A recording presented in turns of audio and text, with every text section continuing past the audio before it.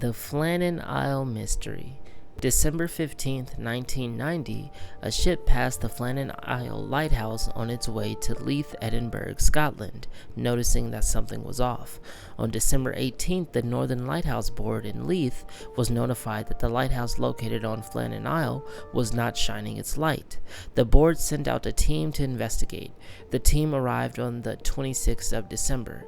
The captain of the investigation team sent up a flare notifying James Ducat, Thomas Marshall, and William MacArthur of their arrival, but there was no response. The crew would ascend the lighthouse, the whole time being watched by 3 giant black birds on the nearby cliffs. However, upon reaching the living area, there were no visible signs of James Ducat, Thomas Marshall, or William MacArthur. The scene of the living area was very odd. There was a meal just sitting out, a chair knocked over, and the clock on the wall was stopped. The only living creature in the living area was a caged canary. The investigation team noticed on the west side of the isle evidence indicating the isle had been hit by a storm. Evidence of a violent maelstrom aside, the 3 men were still nowhere to be found. It was concluded by one of the investigators that the men had been thrown off the isle due to a sudden, unexpected storm. On December 29th, Robert Muirhead, the Lighthouse Board superintendent, arrived on the isle to further investigate the disappearance.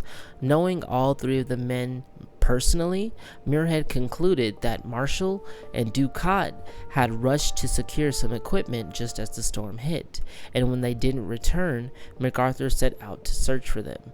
Muirhead's official report stated that the men had been swept away by the raging sea during supper time on December 15th. Years later, a false account of the existence of a logbook would emerge.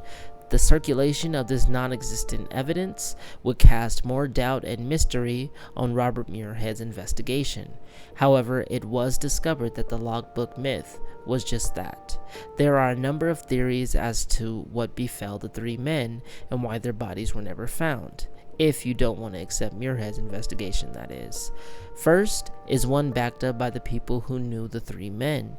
William MacArthur was a big man and was known to lose his temper and solve most problems with his fists. This theory says MacArthur got into a tussle with one of the men, or both of them, and somehow caused all 3 to fall off the cliffs of the isle. The second theory is very similar. However, it says MacArthur unalived the other 2 men before taking his own life.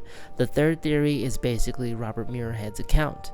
Ducat and Marshall were swept away while trying to secure some equipment, and when MacArthur went to check on them, he too was swept away by the storm. I have some more entertaining theories as well. Remember those 3 birds I mentioned early on in the story? Some believe the men had been turned into these birds by supernatural forces.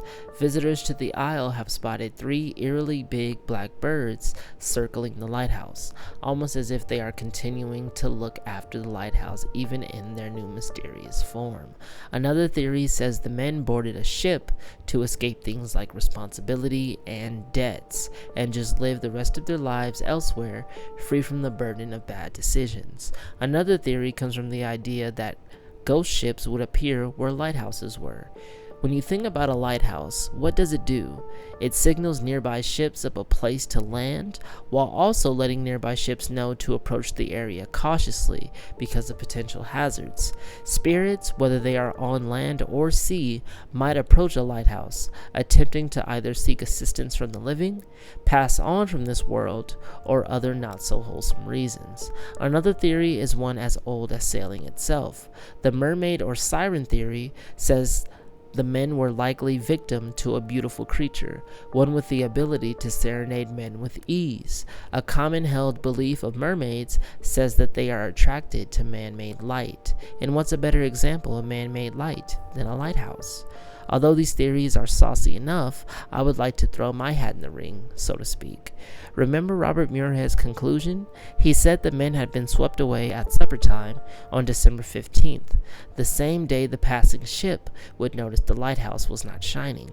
Quick question: if the storm was so bad that the waves were over 30 meters tall enough and strong enough to carry grown men into the ocean, why was this passing ship able to navigate so easily past an isle with no operating lighthouse. To me, supper time means when the sun goes down. So to be generous, let's say between 6 p.m.